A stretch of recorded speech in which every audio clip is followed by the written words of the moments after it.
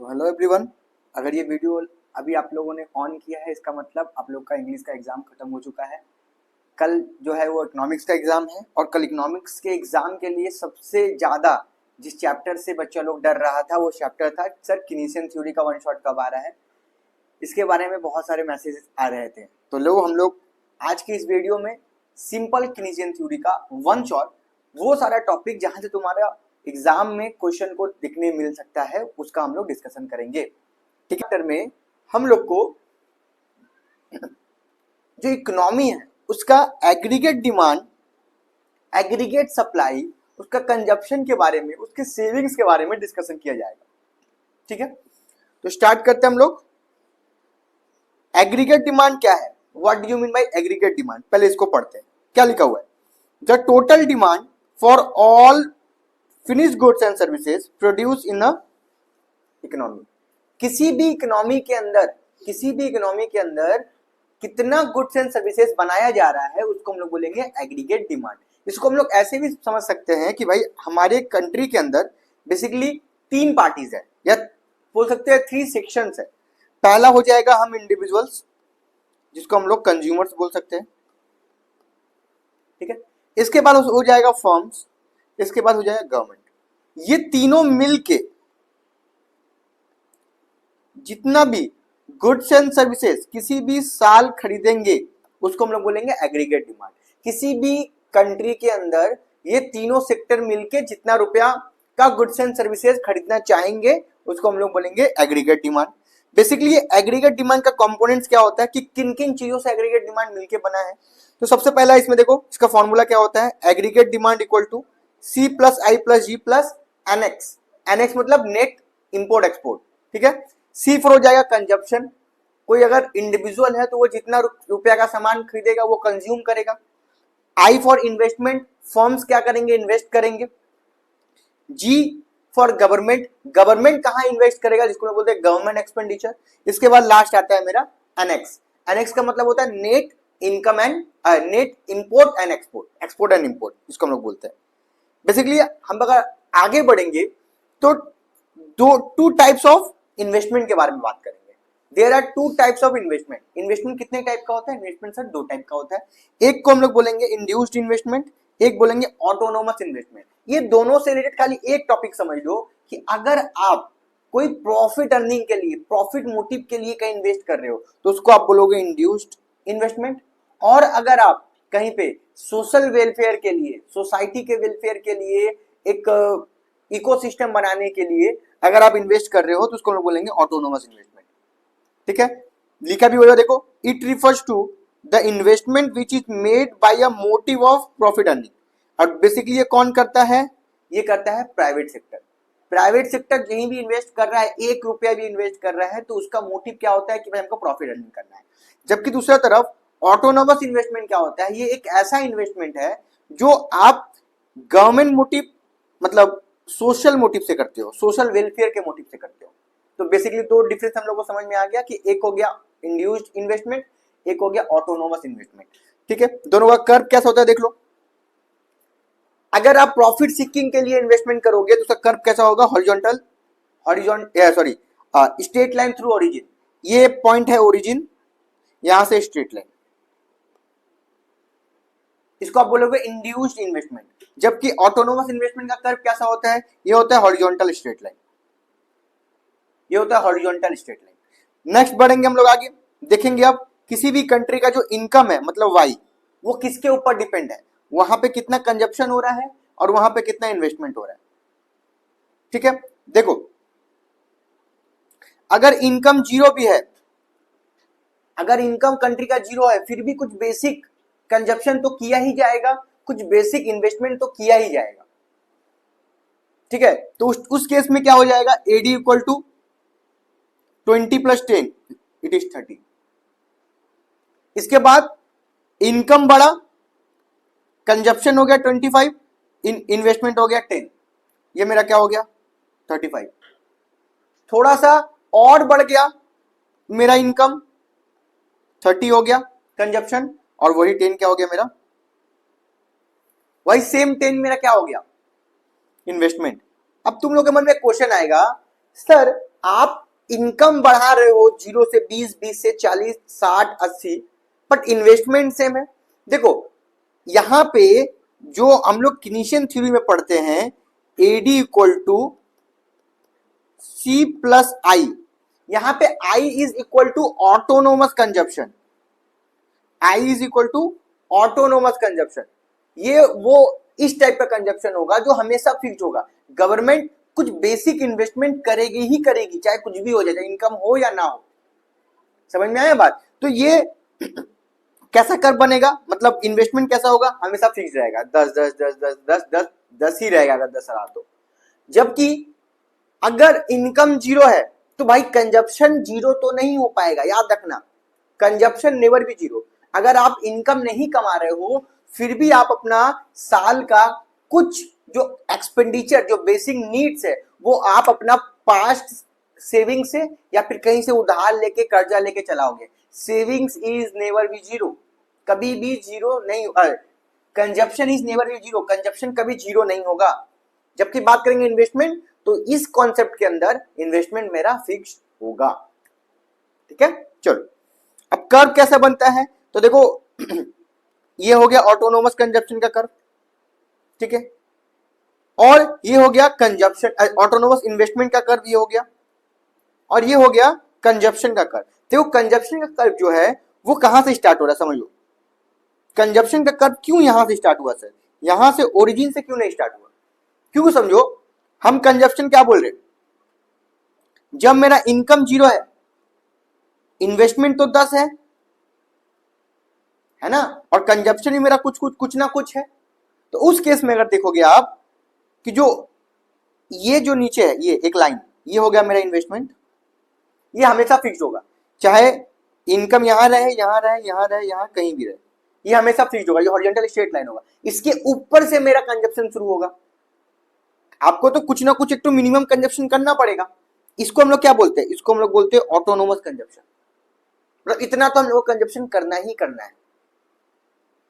ठीक है, इसके बाद इसके ऊपर ये जो लाइन बना, ये बन जाएगा कंजप्शन का, कि आप कंजप्शन कैसे कैसे कंज्यूम कर रहे हो। जैसे जैसे इनकम बढ़ रहा है, जैसे जैसे इनकम बढ़ रहा है वैसे वैसे कंजप्शन बढ़ रहा है, काम खत्म।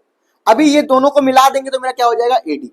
एडी किसके पैरेलल होता है, एडी होता है कंजप्शन के पैरेलल। जैसे जैसे कंजप्शन बढ़ेगा वैसे वैसे ये बढ़ेगा, और जो इसके बीच का जो डिफरेंस है, ये जो डिफरेंस है, ये है ऑटोनोमस इन्वेस्टमेंट, एआई बोल सकते हैं हम लोग, लिखोगे आई बट एआई, ऑटोनोमस इन्वेस्टमेंट हम लोग बोल सकते हैं। ठीक है, आगे बढ़ेंगे हम लोग, एग्रीगेट सप्लाई। एग्रीगेट सप्लाई किसको बोलते हैं, तो देखो aggregate supply, the total goods and services produce with in the economy at a given price level with in a certain period. कोई भी सर्टेन पीरियड के अंदर, एक साल, 6 महीना, 3 महीना के अंदर तुम्हारे कंट्री में जितना भी गुड्स एंड सर्विसेज का प्रोडक्शन हो रहा है उसको हम बोलेंगे एग्रीगेट सप्लाई। अभी सर इसके अंदर ना 3 बेसिक कॉन्सेप्ट है। एक क्या है मेरा, कंजप्शन, सेविंग्स और इनिशियल सेविंग्स। कंजप्शन का मतलब क्या होगा, it is the part of income which is expand for consumption. आप जितना टोटल कमा रहे हो उसमें से जितना रुपया कंजप्शन के लिए लगा दिए उसको आप बोलोगे कंजप्शन। कहीं ना कहीं अपना एक्सपेंडिचर के लिए लगा दिए, अपना घरेलू सामान या सर्वाइव करने के लिए खर्चा कर दिए, उसको आप बोलोगे कंजप्शन। सेविंग्स उसको बोलोगे, it is the part of income which is not consumed by saved, consumed मतलब कि आप अगर इनकम कर रहे हो वाई, इनकम कर रहे हो 10 रुपया, अगर आप कंज्यूम कर लिए 8 रुपया, तो आपका सेविंग्स कितना रुपया हो गया, 2 रुपया। तो अगर हम तुमको बोलेंगे कि सेविंग्स का फॉर्मूला क्या होता है, तुम लोग क्या बोलोगे, सेविंग्स इक्वल टू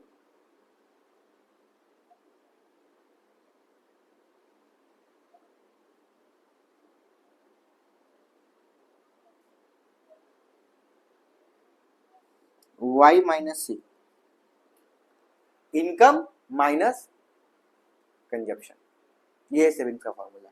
अच्छा सर सेविंग्स का कर्व कैसा होता है, पूरा हॉरिजॉन्टल स्ट्रेट लाइन होता है, यहां से स्ट्रेट लाइन थ्रू ओरिजिन होता है, ओरिजिन से जब स्ट्रेट लाइन होगा, अच्छा कितना डिग्री में होगा, 45 डिग्री में होगा। ठीक, सेविंग्स का कर्व कैसा होता है,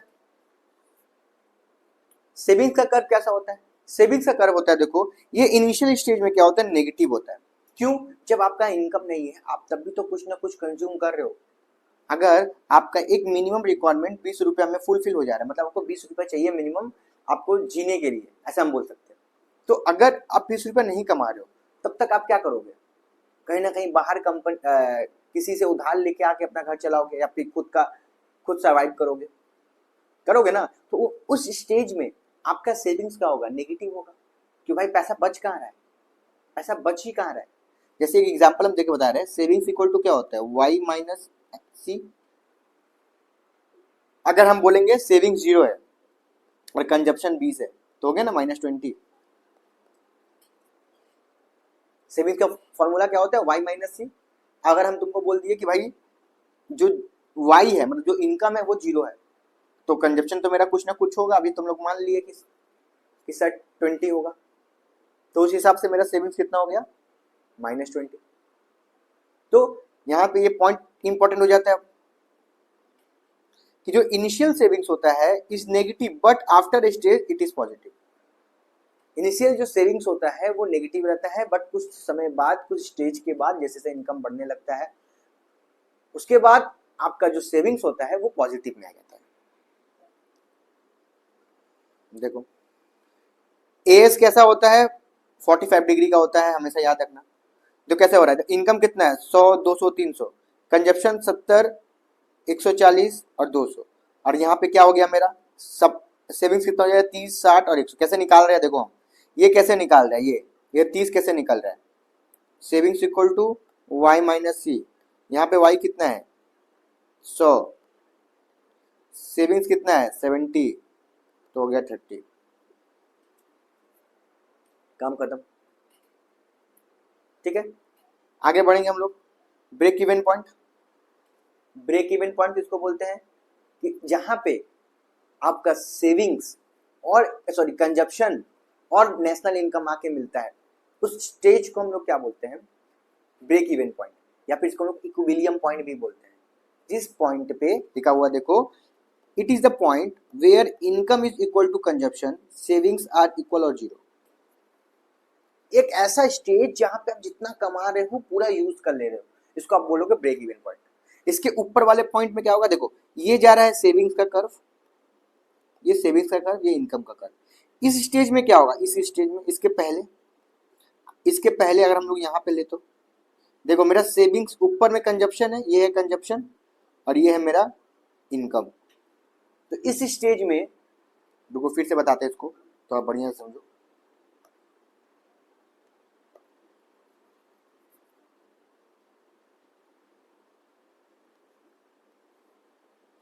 इस स्टेज में पर्टिकुलर ये स्टेज में क्या हो रहा है, और उसके नीचे ऊपर क्या हो रहा है। देखो यहाँ पे क्या हो रहा है, अगर हम लोग इस पॉइंट को पकड़े,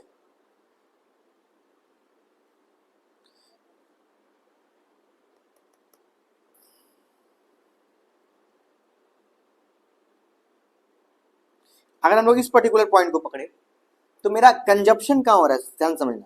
कंजप्शन हो रहा है सर यहाँ पे सी, और मेरा इनकम क्या है नीचे। अगर कंजप्शन ऊपर है और इनकम नीचे है तो सर सेविंग्स तो नहीं होता होगा। हाँ, इसलिए इस स्टेज को हम लोग क्या बोलते हैं, डिस सेविंग, सेविंग्स नहीं हो पा रहा है। धीरे धीरे जैसे जैसे इनकम बढ़ेगा आप कंजप्शन भी बढ़ा रहे हो और इनकम भी बढ़ रहा है। इस पॉइंट में क्या होगा, इस पॉइंट में जो आपका इनकम है वो आपके कंजप्शन के बराबर होगा, जितना आप इनकम कर रहे हो आपके कंजप्शन के बराबर हो जाएगा। और इसके ऊपर में क्या हो जाएगा, सेविंग्स। क्यों, इनकम देखो ऊपर है और सेविंग्स कंजप्शन नीचे, मतलब आप जितना रुपया कमा रहे हो उससे कम खर्चा कर रहे हो तो आप सेविंग्स हो जाएगा ऑटोमेटिक।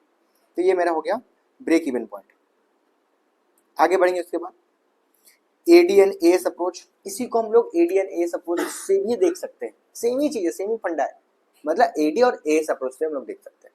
ठीक है, अब समझो यहाँ पे एडीएन एएस अप्रोच क्या बोलता है, it is in this approach equilibrium total output मतलब जीडीपी जो है is achieve when aggregate demand equal to aggregate supply.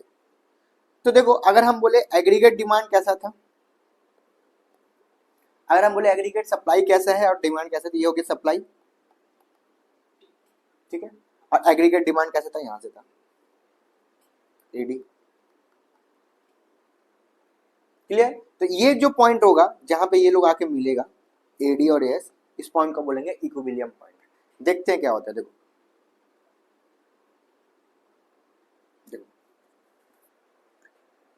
इस ये जो पॉइंट है, ये पर्टिकुलर जो ई पॉइंट है, जो ई है, ई में क्या है, एडी इक्वल टू एस, मतलब एट द पॉइंट ई तुम्हारा जो एग्रीगेट डिमांड है वो एग्रीगेट सप्लाई के बराबर आ जा रहा है। मतलब जितना सामान आप बना रहे हो उतना बिक भी जा रहा है। ऐसे हम सिंपल कॉन्सेप्ट समझो कि कंट्री के अंदर आप जितना सामान बना रहे हो उतना बिक भी जा रहा है। सर अगर उतना बिक जा रहा है तो अच्छी बात है ना। हाँ, तो इसीलिए तो इस पॉइंट को हम लोग क्या बोलते हैं, फुल्ली एम्प्लॉयमेंट इक्विलिब्रियम, या फिर इसको हम लोग बोलते हैं एडी और एस अप्रोच से, कि जहां पे एवरेज जो एग्रीगेट जो डिमांड है वो एग्रीगेट सप्लाई के बराबर होगा। सर इसके ऊपर इस पोजीशन में क्या होगा, इस पोजीशन में क्या होगा, चलो उसको थोड़ा डिस्कस कर लेते हैं। इसका इस पोजीशन का हम नाम देते हैं ए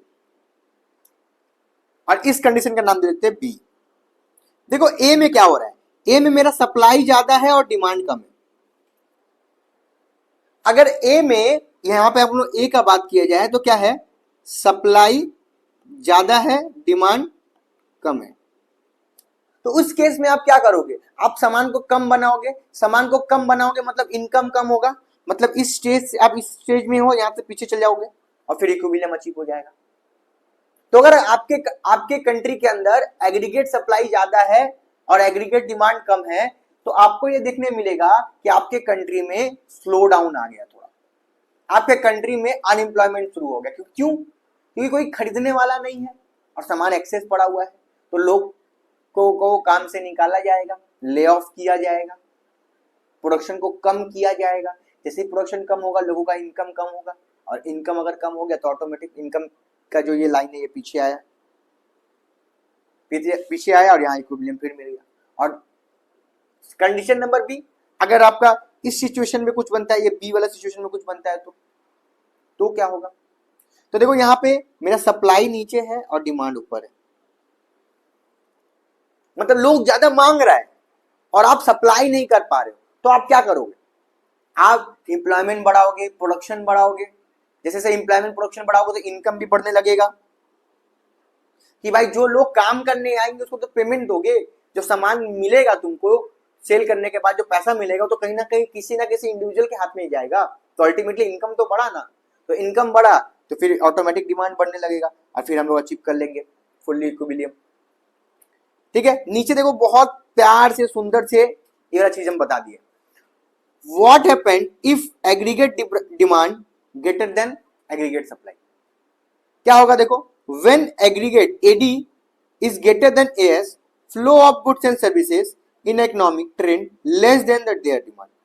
क्या होगा, जितना सामान मार्केट में आ रहा है उससे आपका डिमांड कम होगा। पहला चीज, producer need to produce more goods and services in economy. इस स्टेज में क्या होगा, इस स्टेज में ये वाला स्टेज में क्या होगा कि ज्यादा सामान आप और बनाना चाहोगे,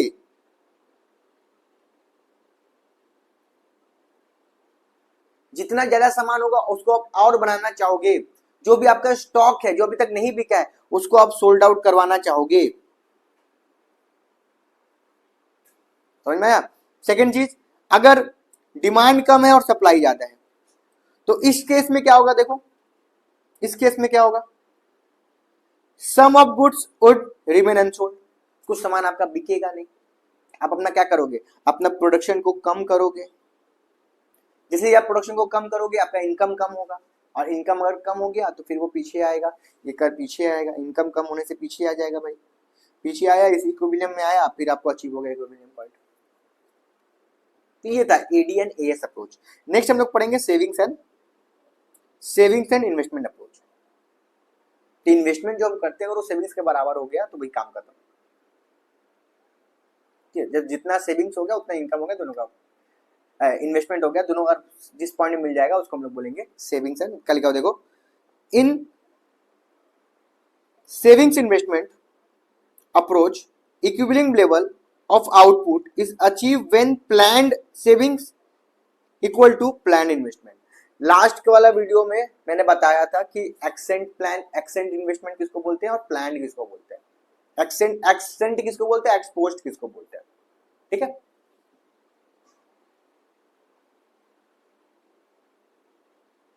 ठीक, तो यहां पे देखो क्या है, ये सेविंग्स का कर्व बन रहा है और ये मेरा आई है। ये जिस पॉइंट पे मिलेगा इसी पॉइंट को हम लोग क्या बोलेंगे, point of fully equilibrium. Fully equilibrium मिल जाएगा इस पॉइंट पे। अच्छा, इससे इसकी इस फेज में क्या है और इस फेज में क्या है। इस फेज में देखो इन्वेस्टमेंट कम है, सेविंग ज्यादा है। इन्वेस्टमेंट कम है और सेविंग्स ज्यादा है। किसी भी कंट्री में अगर आपका इन्वेस्टमेंट कम हो रहा है, सेविंग ज्यादा हो रहा है, तो क्या होगा, ज्यादा सामान लोग बचा रहा है, इन्वेस्टमेंट करने नहीं मांग रहा है, तो ऑटोमेटिक जो आउटपुट है, जो प्रोडक्शन बनना चाहिए उतना नहीं बनेगा, धीरे धीरे इनकम कम होगा। और ये जो बी पोजीशन यहाँ पे क्या है, यहाँ पे सेविंग्स कम है, इन्वेस्टमेंट ज्यादा है।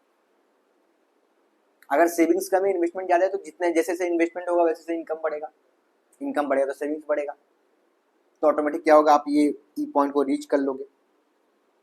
यहाँ पे देखो वही चीज लिखा हुआ है कि अगर सप्लाई ज्यादा है और इन्वेस्टमेंट कम है, so the output remain unsold, बहुत सारा आउटपुट अनसोल्ड रह जाएगा, ये वाला पोजीशन। सप्लाई ज्यादा है तो ये, ठीक है। प्रोड्यूसर विल अनडिजायर्ड स्टॉक, मतलब उसको लोग का स्टॉक जो होगा वो पड़ा हुआ रहेगा, आप बेच नहीं पाओगे क्योंकि डिमांड नहीं है मार्केट में उतना। तो उस केस में क्या करोगे, आप आउटपुट को कम कर दोगे। जैसे आउटपुट कम करोगे, इनकम भी कम हो गया, और इनकम अगर कम हो गया तो फिर क्या हो जाएगा, ऑटोमेटिक पीछे आएगा, जो इनकम है वो पीछे आएगा, इनकम का लेवल पीछे आएगा और आपको इक्विलिब्रियम मिल जाएगा। अगर सप्लाई ज्यादा है तो उसका उल्टा हो जाएगा कि आप इन्वेस्ट कर दोगे पैसा, सेविंग्स करोगे, इन्वेस्ट करोगे, आउटपुट बढ़ेगा। अगर आउटपुट बढ़ेगा तो ऑटोमेटिक इनकम बनने लगा। नेक्स्ट आते हैं हम लोग प्रोपेंसिटी टू कंज्यूम और प्रोपेंसिटी टू सेव। सबसे पहला टॉपिक होता है एवरेज प्रोपेंसिटी टू सेव। क्या है, देखो, it is the part of income which is consume, ठीक है। मतलब आप जो भी इनकम कर रहे हो उसका जितना पोर्शन आप कंज्यूम कर ले रहे हो उसको हम लोग बोलेंगे average propensity to save. It is show the relationship between consumption and income. It is just show the relationship between consumption and income. मतलब इसका फॉर्मूला क्या हो जाएगा, इसका फॉर्मूला क्या हो जाएगा, इसका फॉर्मूला क्या हो जाएगा, इसका फॉर्मूला हो जाएगा C बाई वाई, ठीक है। अब कुछ पॉइंट्स हम लोग देख लेते हैं। यहाँ पे लिखा क्या हुआ, देखो, AP में भी इक्वल टू 1। AP जो होगा, मतलब APS जो होता है एवरेज प्रोपेंसिटी टू सेव, वो 1 के बराबर हो जाएगा, ठीक है। 1 से कम हो सकता है। APC can be more than 1, 1 से ज्यादा भी हो सकता है। It can be never be zero और नेगेटिव। एवरेज है ना, तो ये कभी भी नेगेटिव और जीरो नहीं होगा। ये सब पॉइंट्स खाली याद रखना। एवरेज प्रोपेंसिटी टू सेव, इसका फॉर्मूला क्या होता है, इसका मतलब क्या होता है, it is the relationship between savings and investment. इसका फॉर्मूला क्या होता है, C by S by Y. वहां पे, यहाँ पे क्या था, C बाई वाई, यहाँ पे क्या है, S बाई वाई, ठीक है। अभी next, APS can be negative, क्योंकि सेविंग्स नेगेटिव होता है तो APS भी नेगेटिव हो सकता है। APS can be zero, zero भी हो सकता है। APS में पॉजिटिव भी हो सकता है। मतलब ये तीनों ही हो सकेगा, ये जीरो भी हो जाएगा, नेगेटिव भी हो जाएगा और पॉजिटिव भी हो जाएगा, बट नॉट इक्वल टू 1 और मोर देन 1। बट ये 1 से ज्यादा नहीं हो सकता है।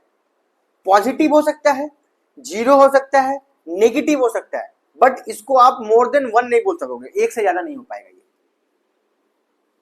इसके बाद क्या था, देखो, marginal propensity to save. Marginal propensity to save क्या होता है, it is show the change in consumption due to change in income. Income के चेंज होने से कंजप्शन में कितना चेंज हो रहा है, आप किससे देखोगे, MPC से देखोगे। क्लियर। MPC का फॉर्मूला क्या होता है, delta C by delta Y. Delta C मतलब change in consumption divide by change in Y, ठीक है। अच्छा, ये इसका ये वाला थोड़ा सा कॉन्सेप्ट याद रखना, ये कि ये हमेशा 0 से ज्यादा होगा और 1 से कम होगा। मतलब ये किससे किसके किसके बीच में आएगा, 0 से 1 के बीच में आएगा। क्लियर। इसके बाद मार्जिनल प्रोपेंसिटी टू सेव क्या है, it show the change in savings due to change in income, कि आपके इनकम में चेंज होने से सेविंग्स में कितना चेंज हो रहा है, ये कौन बताएगा, मार्जिनल प्रोपेंसिटी टू सेव। अब एक बड़ा बड़ा वर्ड्स में हम लिख दे रहे हैं, एक तो एकदम फॉर्मूला, इसको याद रखना।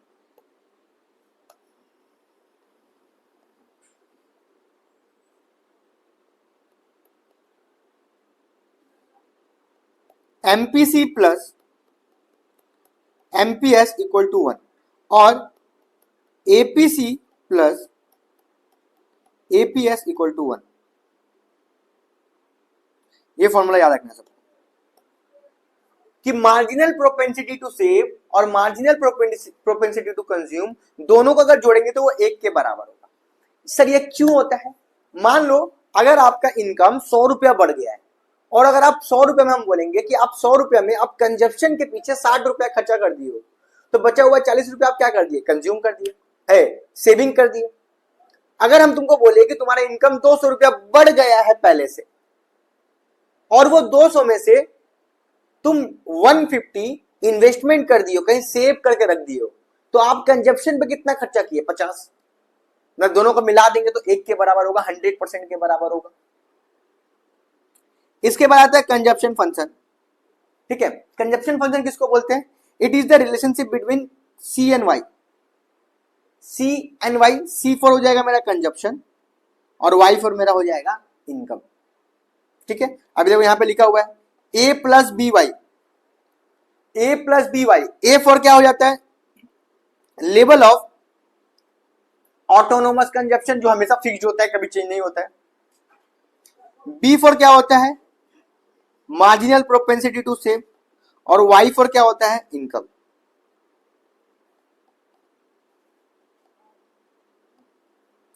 तो अगर हम लोग बोले कंजप्शन फंक्शन का फॉर्मूला क्या है, एक इक्वेशन क्या है, तुम लोग क्या लिखोगे, C equal to A plus B Y, A for autonomous consumption, B for marginal propensity to save और Y for income.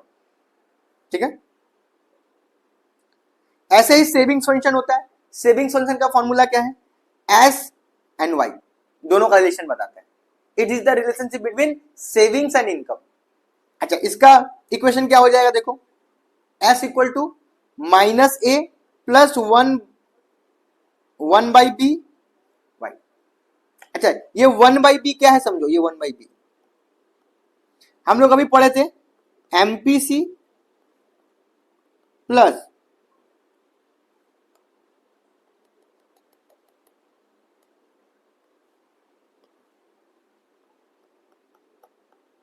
MPC plus MPS equal to 1। ठीक है, अभी हम लोग क्या पढ़ के आए, अभी जस्ट एमपीसी लग रहा है क्योंकि ये सेविंग्स फंक्शन है, सॉरी कंजप्शन फंक्शन है। अभी हम लोग को सेविंग्स फंक्शन में क्या चाहिए, एमपीएस। तो एमपीएस कैसे निकाल पाएंगे, अगर हम इसको यहां कर देंगे तो निकल जाएगा ना, मतलब क्या हो जाएगा, 1 minus MPC equal to MPS. ठीक है, अब ये 1 माइनस एमपीसी क्या हो गया, 1 माइनस एमपीसी क्या हो गया, ये 1 माइनस बी, ये 1 माइनस बी लिख दिया, काम खत्म। अभी देखो यहाँ पे दिखाया गया है, ए फॉर क्या हो जाएगा, ऑटोनोमस सेविंग्स, इसका मतलब एमपीएस, इसका मतलब डिस्पोजेबल इनकम। डिस्पोजेबल इनकम किसको बोलते हैं, जो भी तुम्हारा इनकम हुआ उसमें से टैक्स को माइनस कर दोगे तो हो जाएगा डिस्पोजेबल। पर्सनल इनकम से टैक्सेस माइनस कर दोगे तो डिस्पोजेबल इनकम आ जाएगा। कुछ नोट्स यहाँ ध्यान रखना है, एमपीसी का जो स्लोप होता है वो कैसा होता है, MPC is slope of marginal consumption function. दूसरा, MPC constant each level, MPC हर एक लेवल पे क्या होता है, कांस्टेंट रहता है। एमपीएस स्लोप किसका बनता है, सेविंग्स, एमपीएस किसका स्लोप बन जाता है, सेविंग्स फंक्शन का, सेविंग्स फंक्शन का। एमपीएस कैसा होता है, स्ट्रेट लाइन, एकदम स्ट्रेट लाइन होता है। ठीक है। इसके बाद हम लोग आते हैं investment multiplier. What do you mean by investment multiplier, उसको हम लोग देख लेते हैं एक बार। लिखा हुआ देखो, it is measure change in income due to change in investment in economy. We have noted that increase in income in many times more than the increase in investment. The number of time by which the increase in income exceed the increase in investment is called investment multiplier और output multiplier. इसको हम लोग किससे दिखाते हैं, K से दिखाते हैं कि इनकम के चेंज होने से मेरा इन्वेस्टमेंट में कितना चेंजेस आ रहा है, कब कब चेंजेस आ रहा है, उसको हम लोग बोलेंगे इन्वेस्टमेंट मल्टीप्लायर। ठीक है। बेसिकली इसका फॉर्मूला क्या होता है, के का फॉर्मूला क्या होता है, याद रखना। के का फॉर्मूला होता है ये, के का फॉर्मूला होता है, के हमको किसको दिखाते हैं, इन्वेस्टमेंट मल्टीप्लायर को हम लोग के से दिखाते हैं। तो के कैसे दिखाते हैं, change in Y divide by change in I. Change in Y मतलब change in income, national income divide by change in investment. ठीक है। अभी इसको हम लोग ऐसे भी लिख सकते हैं, देखो k equal to 1 minus M P S, और या फिर k equal to 1/1 minus M P C, ऐसे भी हो सकता है। तीनों ही सही है, हम लोग कुछ नहीं कर सकते इसके पीछे, ये तीनों फॉर्मूला सही है और तीनों फॉर्मूला को याद रखना है। अभी देखो रिलेशन हम लोग देखेंगे। रिलेशन क्या है, रिलेशन बिटवीन एमपीसी के, एमपीएस के, एमपीसी और इसका। तो मान लो जब एमपीसी होता है वो मेरा कितना होता है 0.2, तो के कितना हो जाएगा 1.25। जब इसके बाद जब 0.4 होगा तो वो कितना हो जाएगा 1.67। जब 0.5 होगा तो कितना हो जाएगा 2। जब 0.8 होगा तो क्या हो जाएगा 5। क्लास में इसमें बहुत डीपली इसको बताया था, अभी वन शॉट के अंदर उतना समय नहीं है कि मैं सारा चीज एक एक समझ करके बताऊं, तो अभी ये चार्ट याद रखना। फॉर्मूला क्या होता है, एमपीसी और एमपीएस इक्वल टू 1। ठीक है, इसीलिए के का वैल्यू क्या हो जाएगा 1 माइनस एमपीएस और 1/1 माइनस एमपीसी, ये दो फॉर्मूला हो गया। ठीक है, देखो सारा फॉर्मूला यहाँ लिखा हुआ है, AD equal to C plus I, ये सारा फॉर्मूलाज लिखा हुआ है यहाँ पे। जितने भी हम लोग चैप्टर पढ़े वो सारा फॉर्मूलाज यहाँ लिखा हुआ है कि एडी क्या होता है। चलो एक बार देख लेते हैं। एडी का फॉर्मूला क्या है सी प्लस आई, एएस का फॉर्मूला क्या है सी प्लस एस। एएस किसके बराबर होता है, एग्रीगेट सप्लाई किसके बराबर होता है, वाई के इनकम के बराबर होता है। कंजप्शन फंक्शन का फॉर्मूला क्या है, A bar plus B Y. Savings function का फॉर्मूला क्या होता है माइनस ए बार। अच्छा ए बार क्यों बोला जा रहा है, क्योंकि ऑटोनोमस है, ऑटोनोमस के सामने बार लग जाता है ऊपर में, प्लस 1 माइनस बी वाई। ठीक है, एपीसी का फॉर्मूला क्या होता है सी बटा वाई, एपीएस का फॉर्मूला क्या होता है एस बटा वाई। ये दोनों, ये वाला फॉर्मूला याद रखना। इसके बाद एमपीसी का फॉर्मूला क्या होता है, वो किसके किसके अंदर आता है उसके बारे में।